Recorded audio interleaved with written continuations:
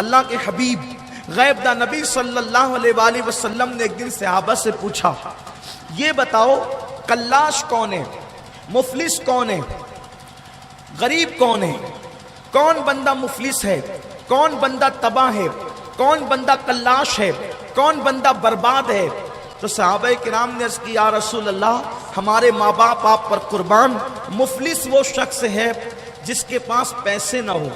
جس کے پاس دولت نہ ہو، جس کے پاس مال پانی نہ ہو۔ تو اللہ کے حبیب مصطفیٰ کریم رؤوف الرحیم صلی اللہ علیہ وآلہ وسلم نے ارشاد فرمایا، نہیں،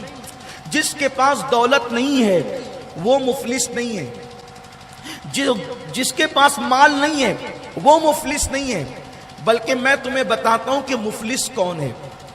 اب اللہ کے حبیب جنہوں نے غیب کی خبریں ہمیں عطا فرمائی ہے،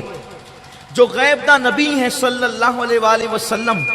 جو زمین پہ بیٹھ کر لوح محفوظ کو دیکھتے ہیں، جن کی نگاہوں سے خدا کی ذات نہیں چھپی،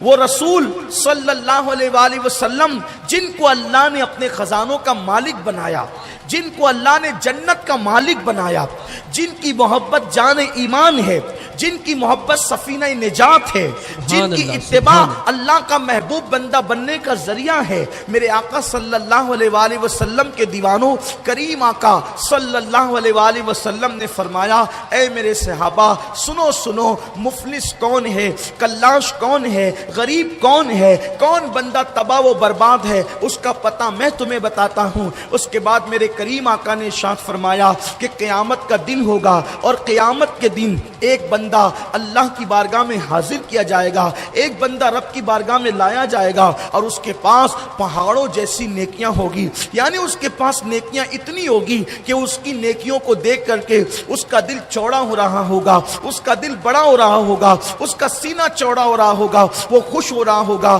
کہ میں نے دنیا میں کوئی نیکی نہیں چھوڑی، میں نے ساری نیکیاں کی ہے۔ اور جب وہ اپنی نیکیوں کو دیکھ کر کے خوش ہو رہا ہوگا، اور وہ ابھی توقع کرے گا، وہ امید کرے گا کہ بس میں ابھی تھوڑی دیر کے اندر جنت میں چلا جاؤں گا کیونکہ میرے پاس نیکیاں بہت ہے، ابھی وہ بندہ راہ جنت کا مسافر بننے والا ہی ہوگا کہ میرے کریم آقا بندہ نواز بندہ پرور آقا نے ارشاد فرمایا، ابھی وہ جنت کی طرف جانے کا قصد ہی کر رہا ہوگا، یا وہ جنت کے لیے قدم بڑھا ہی رہا ہوگا، ابھی وہ تھوڑی دیر میں جنت میں داخلے کی تمنا ہی کر رہا ہوگا۔ ایسے میں ایک طرف سے صدا آئے گی، انصاف انصاف انصاف، اور اس کے بعد جو ہے رب تبارک و تعالی اس بندے کو روک دے گا۔ حدیث پاک کا مفہوم ہے، حدیث کو اپنے الفاظ کے جامع میں عرض کر رہا ہوں، میرے پیارے آقا صلی اللہ علیہ وآلہ وسلم کے دیوانوں، اس بندے کو روک دیا جائے گا۔ اب یہاں سب لوگ دل کے کانوں سے سنیں، بہت توجہ کے ساتھ سنیں۔ ہم سی سمجھتے ہیں کہ نیکیاں کرو اور سیدھے جنت میں چلے جاؤ، لیکن دیکھو یہ قیامت کا منظر ہے، یہ آخرت کا منظر ہے،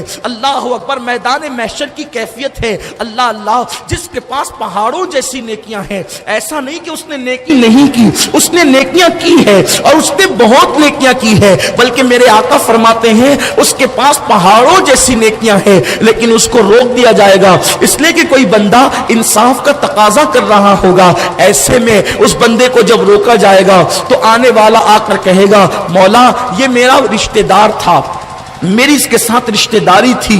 اور اس نے میرا دل دکھایا تھا، یا اس نے میرا حق لے کر کے ادا نہیں کیا تھا، یا اس نے میرا قرضہ لے کر کے ادا نہیں کیا تھا، یا اس نے میرے حقوق میں کوتاہی کی تھی۔ کوئی پڑوسی آ کر کہے گا، مولا یہ میرا پڑوسی تھا، اس نے مجھے بہت ستایا تھا۔ کوئی بیٹا آ کر کہے گا، یہ میرا باپ تھا، اس نے حق ادا نہیں کیا تھا۔ بیوی آ کر کے کہے گی، یہ میرا شوہر تھا، لیکن اس نے میرا حق ادا نہیں کیا تھا۔ یعنی کہ اس بندے کے متعلق اللہ کی عدالت میں سب لوگ مقدمہ دائر کریں گے۔ اب چونکہ وہاں لوگوں کے پاس پیسے تو نہیں ہوں گے، وہاں تو لوگوں کے پاس صرف نیکیاں ہوگی، وہاں لوگوں کے پاس اعمال ہوں گے، تو اللہ پاک فرمائے گا تم کیا چاہتے ہو؟ پڑوسی کہے گا، مولا اس نے مجھے بہت ستایا تھا، اللہ اس کی نیکیاں اس کو دے دے گا۔ اس کے بعد بیوی کہے گی، اس نے میرا حق ادا نہیں کیا تھا، اللہ اس کی نیکیاں اس کی بیوی کو دے گا۔ اس کے بعد اس کی نیکیاں اس کے بچوں کو دی جائے گی، اس کی نیکیاں اس کے بھائیوں کو دی جائے گی۔ ساری نیکیاں جب تقسیم ہو جائے گی، لیکن ابھی بھی حقدار باقی ہوں گے،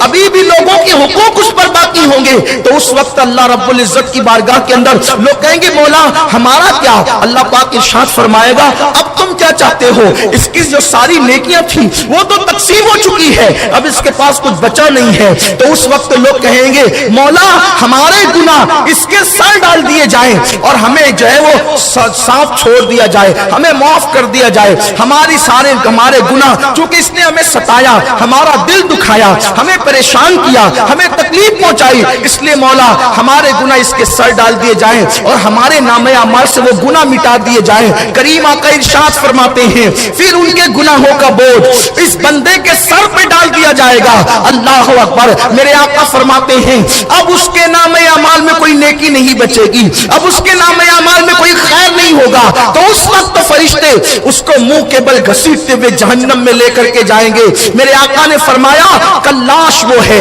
اصل مفلس وہ ہے، اتنی نیکیاں کر کے گیا لیکن چونکہ اللہ کے بندوں کے حقوق اس نے ادا نہیں کیے، اس نے اللہ کے بندوں کی حق تلفی کی، اس لیے نیکیاں کرنے کے بعد بھی اس کا ٹھکانہ جہنم ہوا۔